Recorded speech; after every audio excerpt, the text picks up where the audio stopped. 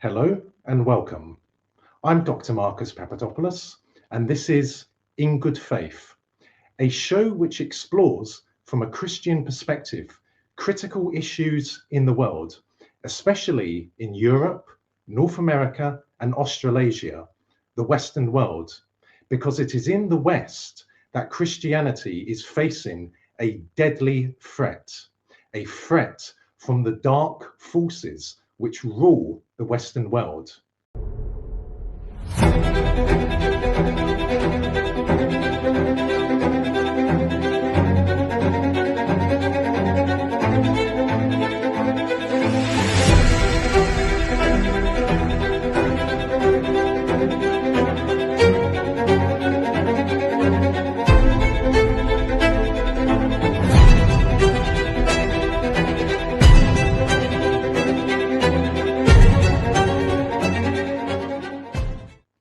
Turning now to this episode, it is a great honor for us to have an American scholar and speaker as our guest.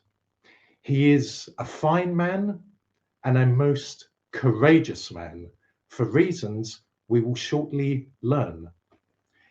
His recently published book, Defending Dixie's Land, What Every American Should Know About the South and the Civil War, has had a major impact in American society. It is a wonderful example of scholarly excellence using primary source evidence. And I urge people to listen very carefully to each and every word from our American guest in this episode. So, without further ado, let us go to Vermont in New England, where Jeb Smith is waiting for us. Jeb, a warm welcome from me, from the show, and from the mother country. Thank you, sir, for having me on. It's an honor to be with you today. It's an honor for us. Jeb, can I first of all ask you to explain to our audience what Dixie is? Sure. Dixie's a general term used for the South, usually the states that are south of the Mason-Dixon line. It became popular in 1859 with the song Dixie's Land, which became kind of the Confederate national anthem for a time. And so I think that's really where it became popular. I love that song, and it is just a general term for either the old South in the Confederacy. And how did your interest in the South come about? It started the military aspects of the Civil War. As I was growing up, I really enjoyed, Stonewall Jackson, Robert E. Lee. I liked that they were defending their homelands against larger armies and that they kept defeating these armies that were better supplied, better equipped. Massive armies really compared to the South, and they fought with such bravery and courage that really captivated me, especially Stonewall Jackson, because he was so aggressive despite being outnumbered, and he put his trust in God, and that really is what gave him his courage. So that I always admired that, but I was taught a certain way about the Civil War and about American history, and I believed it for years and years and years. And I accidentally ran into a couple authors that really transformed my whole view. And it led me down this road of years of research, as you know, into the original sources and reading authors from different perspectives. And I found how completely misled I was. And that actually ignited my interest, is really, how could I have been so wrong? And why are we being taught this version of history that's demonstrably false? And that is really what kept me going, is I wanted to know why, how deep it goes, and why I was being misled. As a side question, Jeb, do you believe that you were deliberately misled? Have Americans in general been deliberately misled about the causes for the American Civil War, the 1861 to 1865 war? Absolutely. I think we've been misled, and I think it's purposeful. I think a lot of things about the Civil War are misled. As I say in my book, the winner writes the history. And I was reading one author that mentioned, had Germany defeated England in World War II and occupied England, what system today would be drastically different than what you learn about Germany in World War II today in England. And so, and everyone would say, oh, yeah, that's obvious.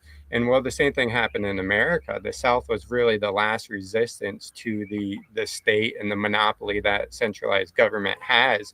And so they are demonized for that reason and purposely misled so that no one looks at them or sees what they were doing, what they were saying. They just look at them as slave owners and traitors. And that's basically what they want it boiled down to. So no one asks too many questions about the Union before Lincoln came about, and so on, and other subjects that are really important but could endanger the powers that be.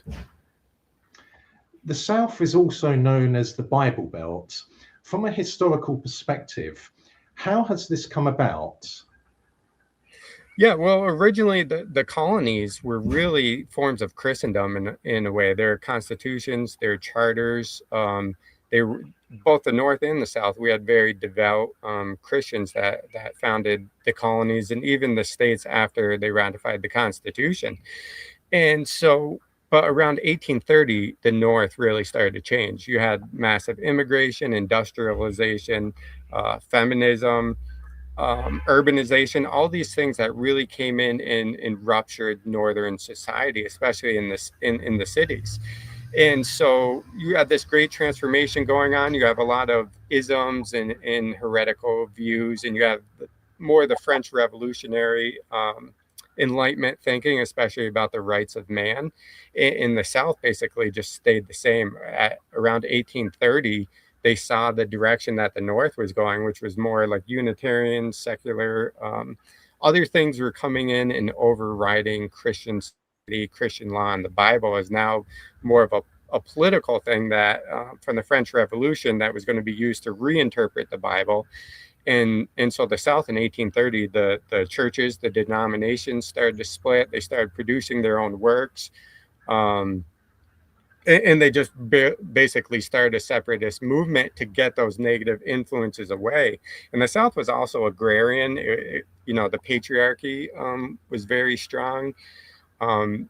In that, I think, helped keep them conservative, continue the same way generation after generation. The most influential people in the South were the gentlemen theologians. The church leaders were also the main educators, the main writers. They kind of swayed public opinion and culture. They were the intellectuals of the South, and so they had the largest influence in the South, which also kept it more of a biblical society compared to the North. So, Jeb, is it accurate to say that the North became money oriented, whereas the South remained true to its heritage, to its culture, to its religion, Christianity? I think absolutely. That's really what it is. The North modernized, and they wanted to centralize power. The kind of the radicals teamed up with the Republican Party was really a mix of different groups thrown together, and Lincoln only won with 38%.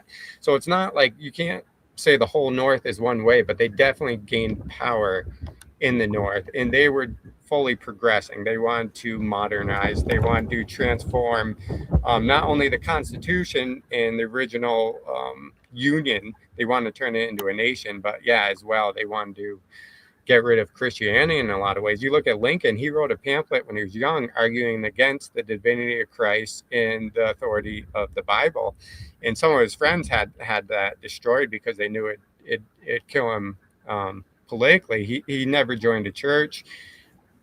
They argue, was he a deist? Was he an atheist? I think he was probably some form of deism. But again, it's like this liberal Christianity that took over in the North, that it was no longer the highest authority, that now man's opinions or his feelings or what he thought about certain things could override the order and the hierarchy, which is another thing. The South, they were worried about some of the radical views of equality and egalitarianism that the French Revolution and the Enlightenment even brought over.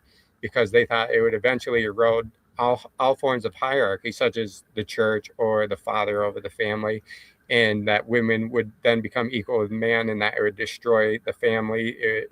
It'd pull all of society apart, because the South really maintained that family kinship. That's something noticeable about them, and in agrarian societies. So they saw all of that unraveling in the North, and to them that was, it was an unchristian land. Many of them saw the Civil War as a war between kind of Orthodox traditional Christianity and its enemy, however it could be labeled. So let me be clear. Abraham Lincoln had little to no love for Christianity. Right. Well, I mean, I think he enjoyed. I wouldn't say that. I think he enjoyed some of the cultural aspects. He didn't believe in its authority, I guess I'd say, and he wasn't. He never mentioned Jesus. He didn't have, as far as we know, he never accepted Jesus as his Lord or Savior or any of that. He definitely used the Bible, especially in his speeches, to manipulate the Christian population to make it seem like he was Christian. So I definitely think he had an interest in the Bible, of course, because of its effect on America, on our founding, on the country. It was a Christian nation by and large at that time. And so, it's the most read book. I wouldn't say he has no interest, but he didn't accept Jesus as his Lord. He didn't accept the Bible as divine revelation. And so I think that's a very different outlook than the South had at that time. So in essence, he exploited Christianity for political gain? Right, yeah. So, and he was very different, therefore, when compared to the founding fathers. Exactly, yeah. Yeah, and it's just a representative of where the North is going. To think that someone like Lincoln would be elected, at the time of Madison, I don't see it happening. Someone who doesn't regularly go to church, that hasn't declared. A lot of the state constitutions, you had to hold political office, you had to declare Jesus was Lord and that you accepted the authority of the Old and New Testaments. That was a requirement to hold office in most every state.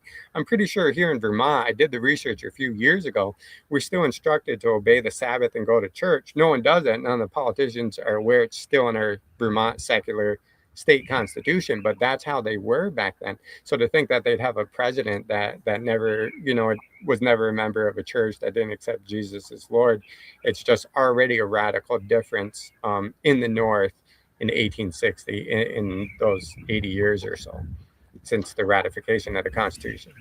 That's quite a remarkable revelation. I, for one, am aware of the true nature of Abraham Lincoln, but I didn't know that he exploited Christianity for political gain, that he had very little love of Christianity.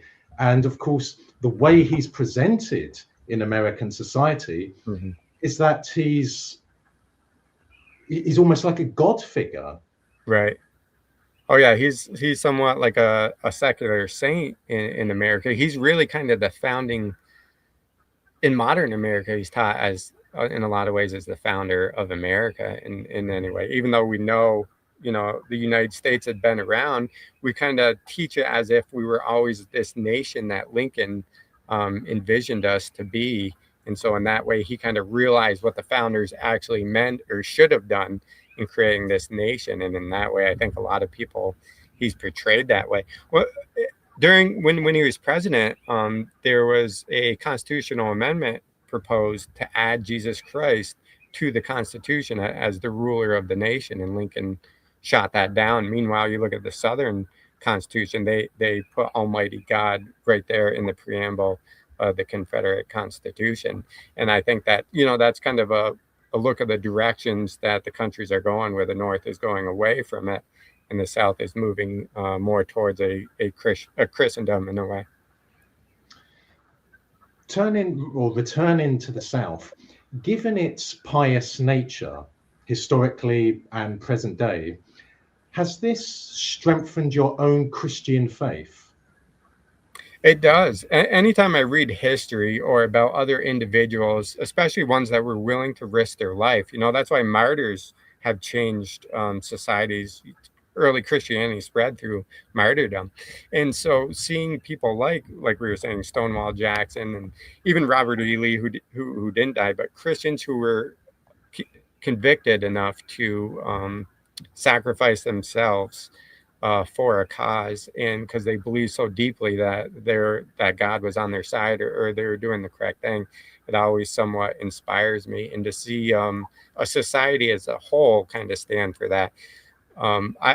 There's a quote in my book, as you know, of a reverend, and he's talking about the rights of the South, and he says, yes, we want to be free of the North, we want to have our own country, but much more so, we want God to reign.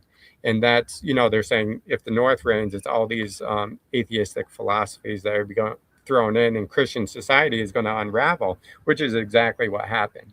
And so to see people take a stand, say, I've had enough, and willing to take a stand for Christ, I always find that edifying. Now, Dixie's Land, which you wrote and which was published by Shotwell Publishing in 2025. I should tell our audience, though some may already be aware, that I had the honor of reading and reviewing your book. And the review was published by the Abbeville Institute, which is based in Alabama and which exists to preserve and study Southern history and Southern culture. Before we delve more into your book, can you tell us why you published it under a pseudonym?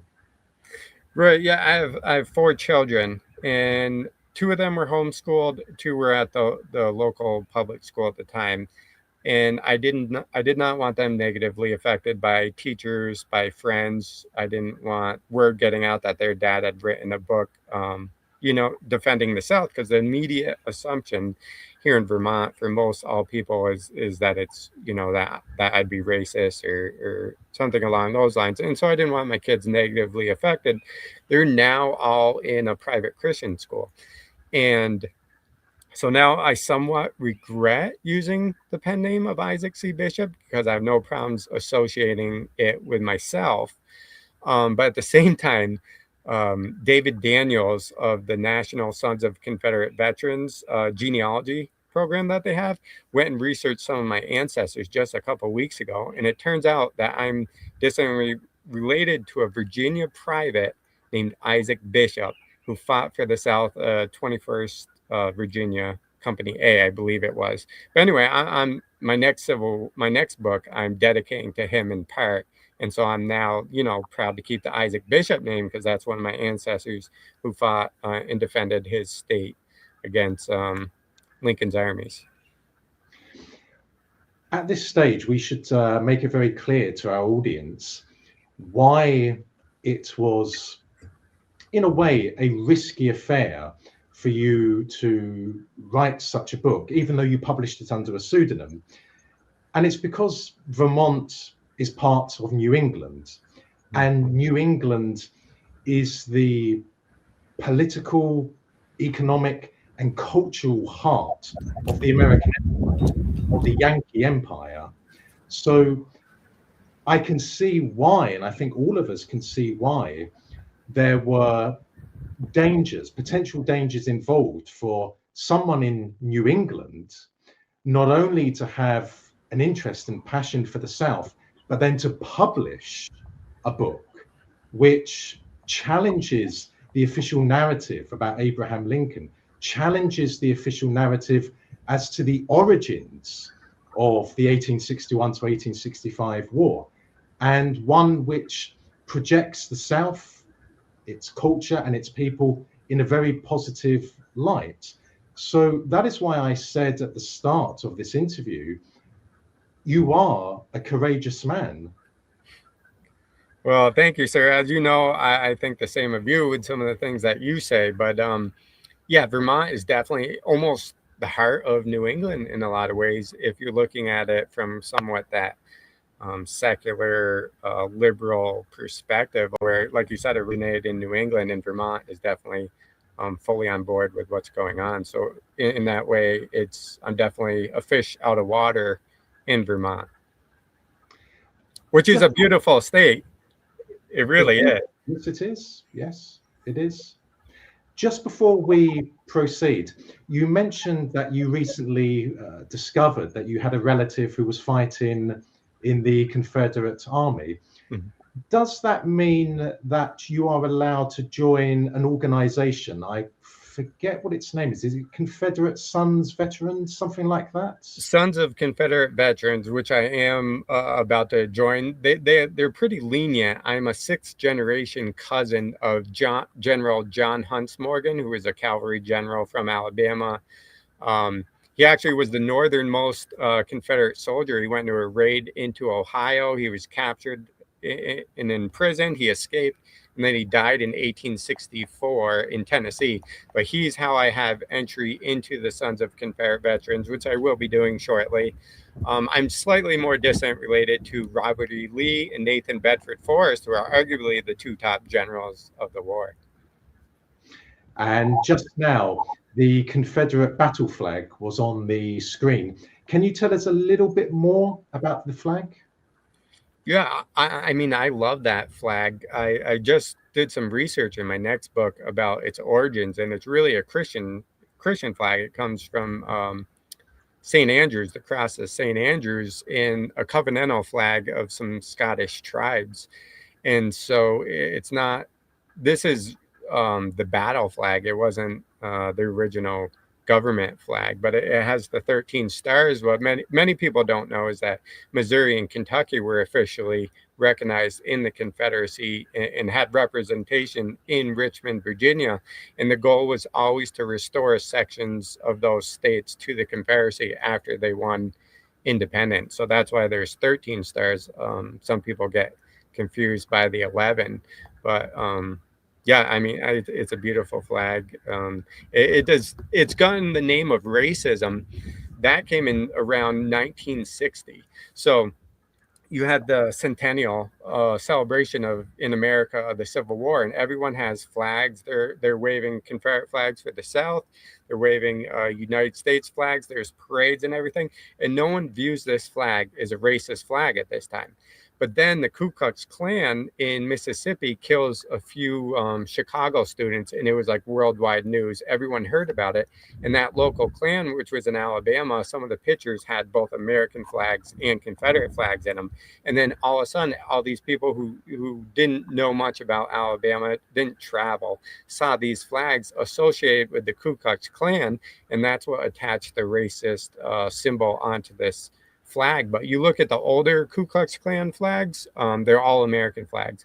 For the first decades, up until 1950 at least, it's all American flags. I have not seen one Ku Klux Klan image with a Confederate flag. I'm not saying there isn't any. There may be, but all the ones I've seen and from what I've heard, they all use the American flag. So it's not a symbol of racism. And regarding the Ku Klux Klan, can you tell our audience the original reason as to why it was established? Right. Yeah. I mean, really, there's two Ku Klux Klans. There's the original one that was established during Reconstruction, because the North, you had Northerners that went to the South and they'd raise taxes, or they'd kick these Southerners off their land, and they were left with no way to provide for themselves. They were left with no representation in government. They weren't getting fair representation in court. They were basically, left to die, starve. A lot of them were murdered, had all their property and items stolen. And the Ku Klux Klan was a reaction to the Northern Union League and the abuses that were being imposed on these Southerners. It was an anti-Reconstruction, anti-Republican organization. It was not an anti-Black, even though some of the crimes and things were done against Blacks. It was all targeted against the Reconstruction policies. And so after Reconstruction, the original Ku Klux Klan disperses. It's obsolete. It's gone. It rises again in 1920 in Georgia.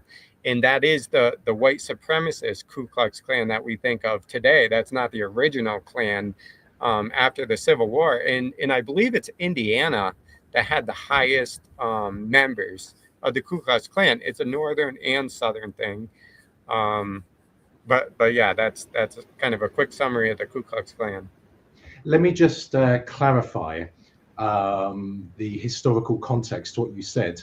So when you refer to the Reconstruction period, you are talking about the period following the North's victory over the South in the 1861 to 1865 war, and that's when the original Ku Klux Klan was formed. Right. Yeah. I mean, I forget the exact date, but it was soon after Reconstruction and all the crime started happening in the South that they kind of, they had no law on their side, they had no representation, and they kind of banded together almost as military. A lot of them were former Confederate soldiers that had enough, and the only way they could protect themselves was through force, and so that's what they resorted to. Not everything they did obviously was okay, but the overall cause and formation of them, I think it was a reaction to crimes committed against them, where they're just trying to protect their local communities. Allow me to tell you very quickly about the status of the Confederate battle flag in Britain, Jeb. Whilst it's not illegal to own or display the Confederate battle flag, nonetheless, the police will knock on your door and tell you that the display of the Confederate battle flag has caused someone distress or anxiety. And whilst the police will tell you a crime hasn't been committed, your flag is causing another person anxiety and distress. What do you have to say about that? I mean, it's scary, first off. It tells you that there's something there that they don't want you to know about the Confederacy, that they see it as a threat. And as you said in one of your presentations that you sent me, the cause of the South is really the same causes as free people everywhere. That's resistance to the modern state that's controlling everyone, that wants full political and economic control and in the thought police. So it's all attached to a greater evil in this world, I think. And that's why I think, many people have described the Confederacy as the last remnants of Christendom. And I don't know if that's true, but they definitely see it as a threat. They see Christianity as a threat to what they want to do, because they want to place themselves in God's place and control everything. And if people hold a higher power other than the government, well, that's a serious threat to them that they need eradicated. And I think the Confederate flag is somewhat a symbol of defiance against modern tyrannical governments like that. And as far as people's feelings getting hurt, I mean, yeah, that's going to happen anywhere. When I see Lincoln, my feelings get hurt. Does that mean you're not going to have any images of him in the textbook or on a wall? Of course, they wouldn't apply it in that situation. That's just merely an excuse for them to try to eradicate something they don't want you to know about, they don't want you to talk about. That's really all it is, I think. Yes. The first victim of the US federal government was the Confederate States of America. The US federal government honed its skill in cultural genocide in the South. And ever since then, many countries across the world have been victims of the US federal government. They have been colonized, and they have had their cultures subjected to genocide. And I won't digress, but well, I'd like to mention something real quick on that, if I could. Yeah.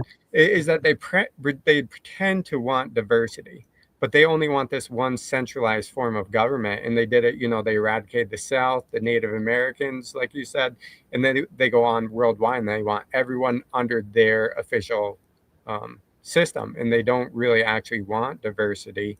They want complete control under what they say is acceptable or not. Or we can say they want a monoculture. Right, yeah, a monopoly. Yeah. Okay, now, in regard to your book, Defending Dixie's Land, why did you write it? Well, as I said earlier, if I've been taught something for years and I believed it and I live my life like it's true, and I find out that that's not true, that upsets me because I've been lied to. I don't like being lied to. I'd rather just tell me the truth and then go from there.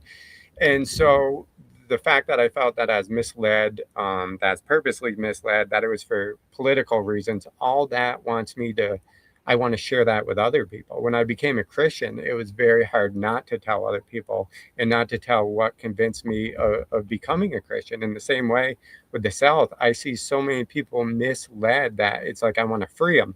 I'm sure you've seen the movie Matrix, right?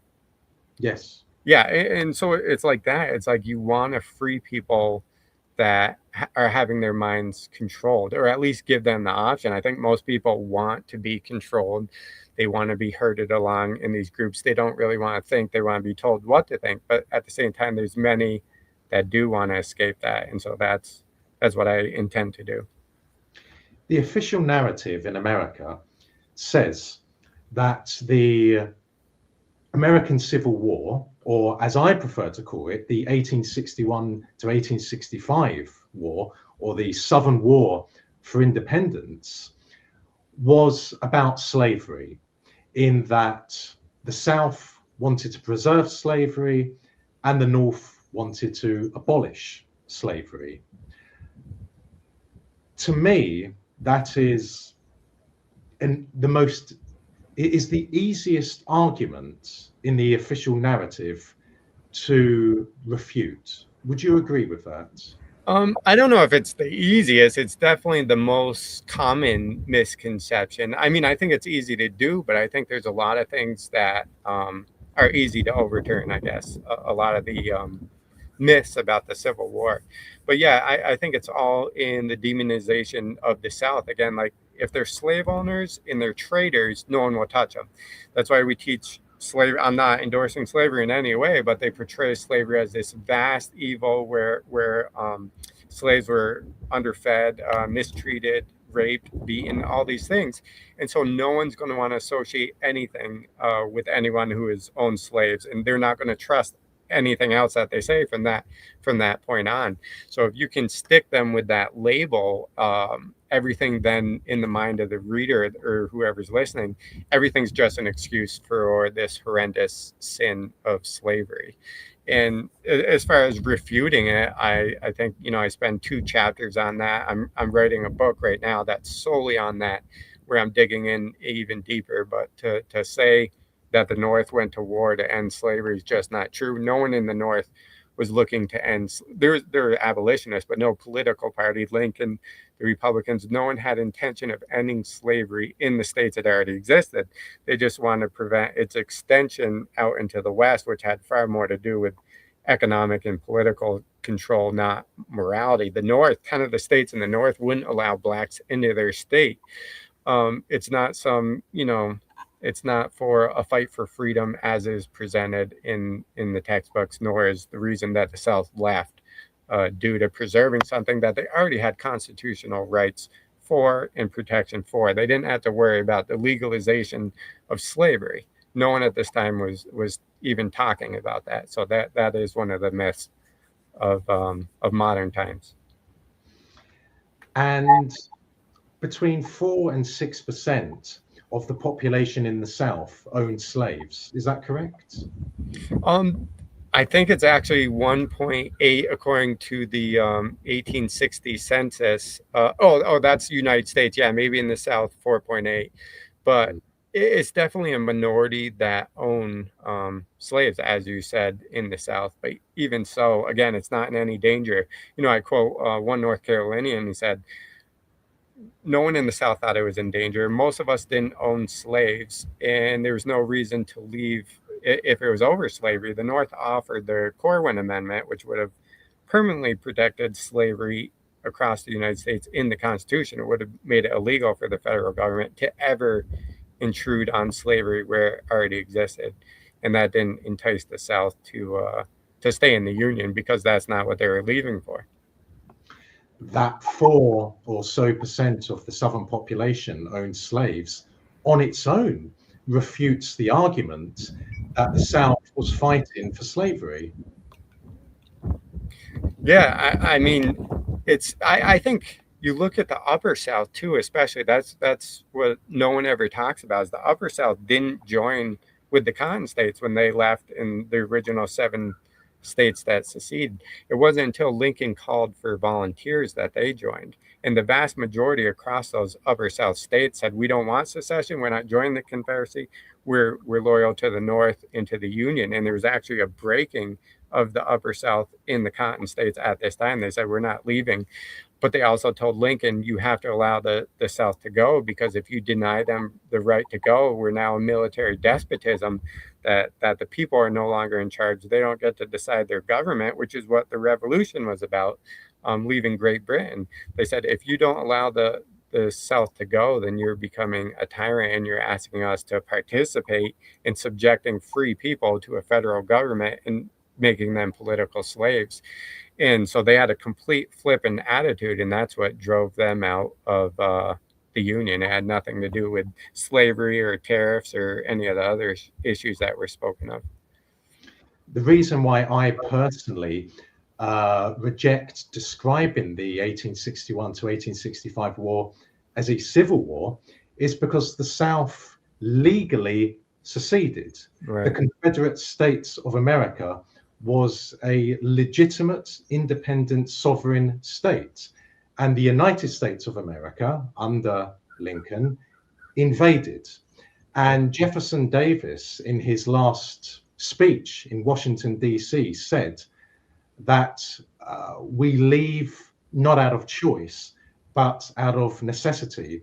So, Jeb, can you tell our audience why the South left the Union? Yeah, well, what you're just saying, Alexander Stevens said we left because we had to preserve the Constitution and the Union. They knew the North was this radical, or the Republicans, sorry, were a radical party that had no intentions of staying to the strict word of the Constitution. They were going to go outside of the constitutional bounds of what was allowed. In the South was saying, hey, if the federal government goes outside of its clearly written jurisdiction, it's going to become authoritarian. The Constitution is now void because there's nothing that's preventing it from expanding its powers on and on. It makes the Constitution meaningless. And also, you're going to turn us into this one centralized nation where the majority of democracy controls in DC instead of having these decentralized sovereign states.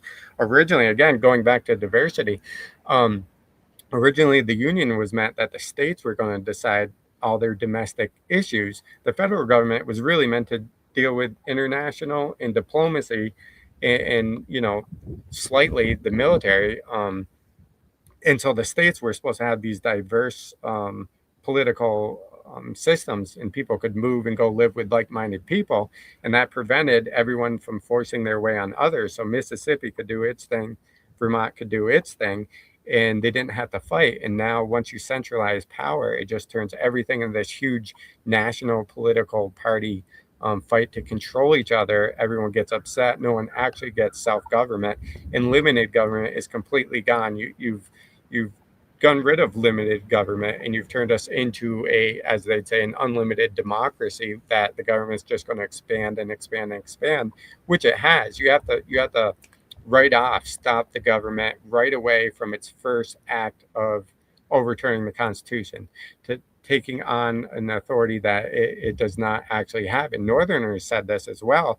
As you know, I quote in my book, I think it's John Adams and Noah Webster, that both say you need to nip it in the butt starting out. The first time the federal government tries to go past the Constitution, you have to stop it right there. And that's what the South was doing. That's what states had done, North and South, throughout the whole time up until the Civil War.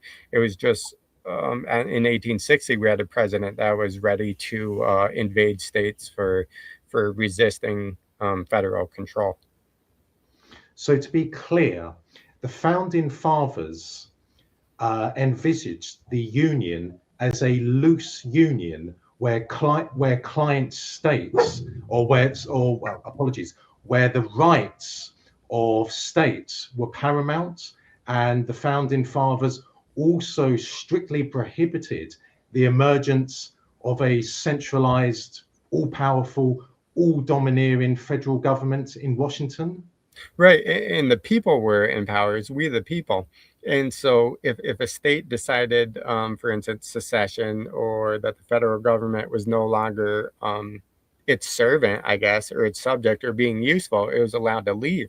We didn't create a nation where the federal government is above the states and it can tell the states what to do and tell the people what to do, which is what Lincoln did. And that's why, that's what pushed the Upper South out, because they're like, you're turning us into a tyranny. You're overthrowing everything the founders fought for, is that the people were above the government, not the government above the people. And so, yeah, that originally we had that decentralized union of sovereign states and not a nation that Lincoln created. So states' rights was a crucial reason as to why the South seceded.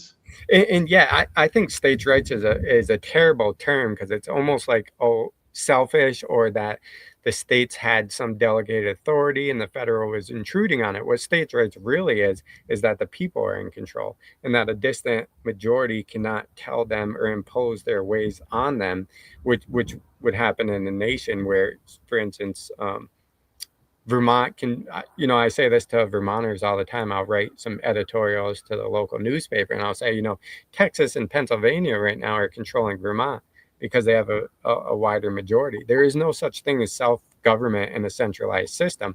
And so states' rights is really just saying that those people in that locality have the right to be governed as they wish, and they get the final decision and the final say in laws. And if it's not in accord with the federal government, they're free to leave or free to go, because they are the highest authority.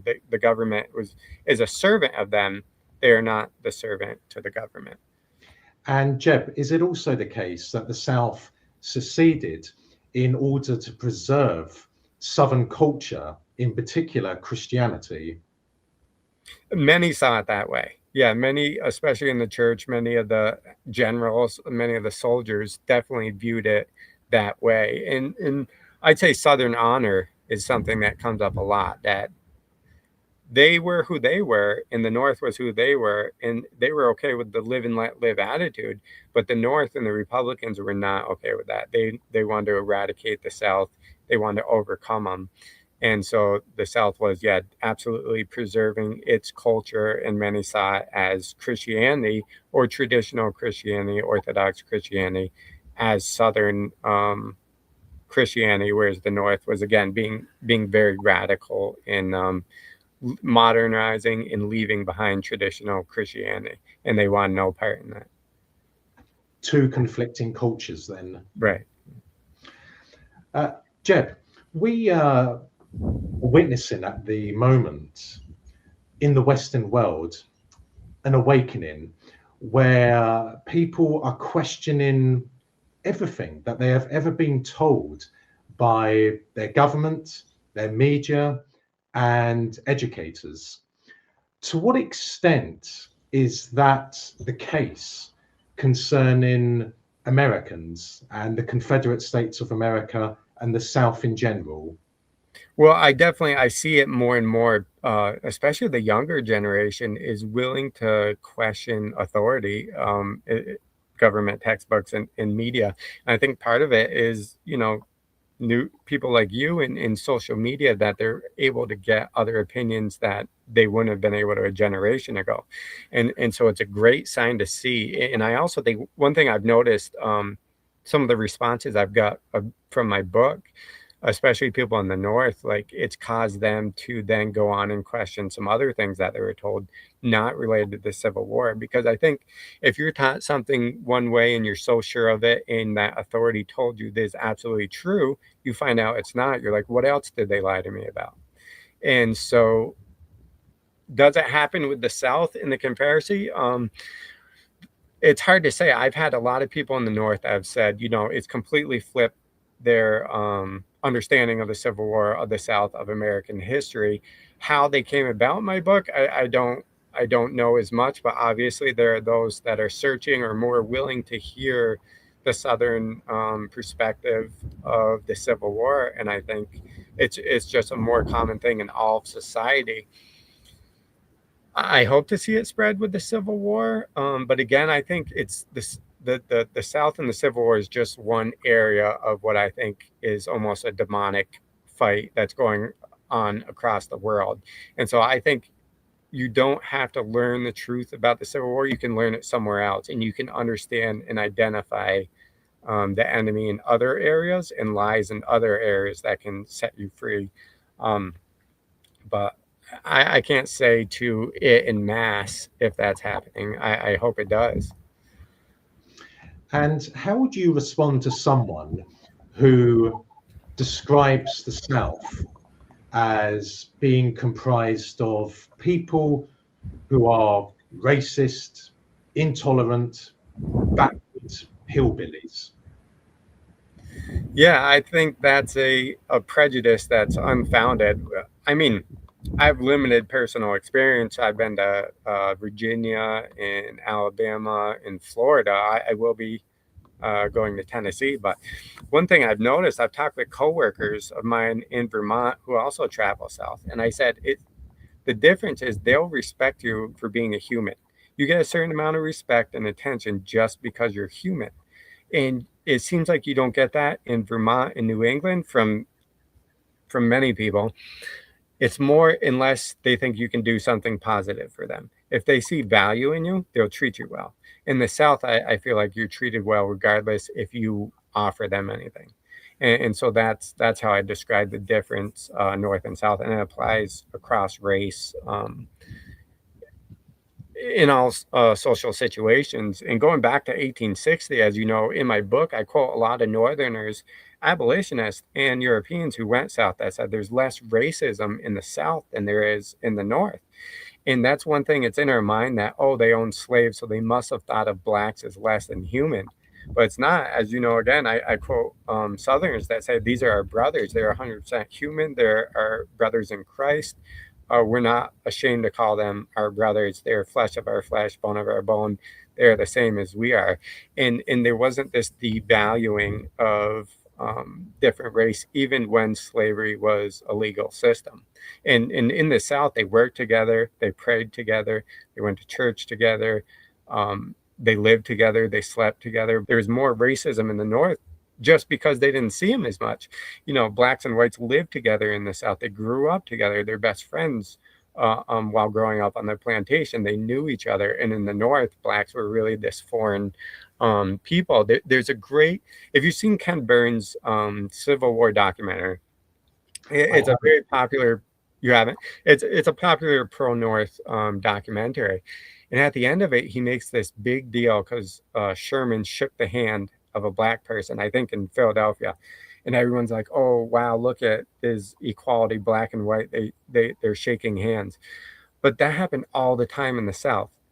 The black and white interaction, the handshaking, the hugs, the talking to each other, because they were familiar with each other. They grew up together. It's two cultures that lived together. And in the North, again, they were separate. So there's definitely more racism in the North in 1860. And I'd say today, I don't know, I see the value of humanity more thoroughly in the South. That applies to everyone, regardless of race, that you don't get in the North as often. Now, Jeb, you just referred to General Sherman, who was a Union general and a general who had an infamous reputation. Can you tell us why he had such a bad reputation? Yeah, I mean, this is not something I've dug into. A lot of others have written about Sherman, but he was of the mindset, he justified his actions going through Georgia and South Carolina because they were disobedient to the federal government. And I talk about how different that mindset is of the two cultures of the South. One in the South says you're meant to be independent. Government is made for you, for your benefit, and you throw it off, like the Declaration of Independence says, and create a new one if because disobedient to the government, you deserve to be massacred, you deserve to be mistreated, to be killed on the battlefield. There, you know, they went through, there was a lot of rapes, there is they stole people's property, they burned down houses, they tortured people, obviously they killed people. There's a lot of crimes, obviously with Sherman, that he's known for, that basically waged war on the civilian population, especially of South Carolina, because they dared disobey the federal government. And that's just tyrannical to me. And it's amazing how many people I've spoken with that had that mindset. I don't know if they'd actually go through and do what Sherman and some of his men did, but they feel his actions are justified simply because South Carolina started the secession movement, or because they were disobedient to the federal government. And it's such a scary thing to me of how the blind obedience that he had and that many Americans today carry. And if my memory serves me correct, Sherman was Abraham Lincoln's favorite general. I don't know about that. I don't know. He could have been. I mean, I think he saw Grant as his top guy, as his best general. Whether Sherman was his personal favorite or not, I'm sure he found him very useful, willing to do Grant and Sherman. They weren't that great of generals. Grant was a good general, but he's not what he's made out to be in Sherman. But I think Lincoln found him useful, that they were willing, they weren't like McClellan. McClellan didn't want to just exterminate the South. He wanted a more of a bloodless, quick end to the war, whereas Grant and Sherman were definitely willing to eradicate the South and to punish them as much as needed to bring about victory. And so I'm sure Lincoln loved them for that. So for Grant and Sherman, the war against the South, the war against the Confederate States of America, was a justified war of extermination. Right. And Sherman, I quote in my book, did the same thing with the Native Americans. He said, because they're in the way of the transcontinental railroad and in American progress out west, they need to be exterminated. We either need to remake them in the image of the northern capitalists, or we need to exterminate them. And Sherman was willing to do that. Do you have a favorite southern state? My father lives in Alabama. He moved there. So I definitely love Alabama because I have family down there. I've been there a few times. I did a talk down there recently that went really well. But Virginia has a special place in my heart because of some of the generals, because of its history, and it's as close as you can get to perfection in our phone world today, I guess, at least in America. And you have delivered some speeches in the South pertaining to your book. Yep. Yeah, I've been to Houston, to Montgomery, Houston, Texas, to the Montgomery area. I'm going to be going to the Shenandoah Valley, which I'm very excited about this summer. And I'm working on one for Tennessee, I think in Nashville. And we'll see what else comes up. Like I said, I have another book coming out, and I hope, kind of promote that one really well and set up some new talks. I've been invited to Louisiana. The problem is getting there. I've been invited to Atlanta as well, and South Carolina. So I'm sure at some point I will make it down there. And in a few words, what does the South have to offer to the world? The South is, if we're talking about the Confederacy, I think it has resistance, hope in a lot of ways, to see that people before us have fought the same fight, that we're willing to die for it. So an example, a society that doesn't have to be completely secular, that can maintain Christian values and hearts throughout generations, even if it's a remnant. And so, yeah, I'd say resistance to the erosion of modernity on society. Jeb, this has been a most intriguing of interviews. All of us at Unprecedented TV in Britain would like to thank you for your presence. Thank you for giving us the opportunity to interview you. No, thank you. It was an honor. It was great to finally talk with you, and I hope we can communicate in the future as well. Just before I let you go, how can our viewers find out more about your work? You can follow me on social media on Facebook or X, Jeb Smith 764 on X. Also, Shotwell Publishing is a great place to go if you're interested in my book. But yeah, I update on Facebook and on X. I know, Jeb, because we spoke about this recently, that you refer to yourself or describe yourself as an author and a speaker.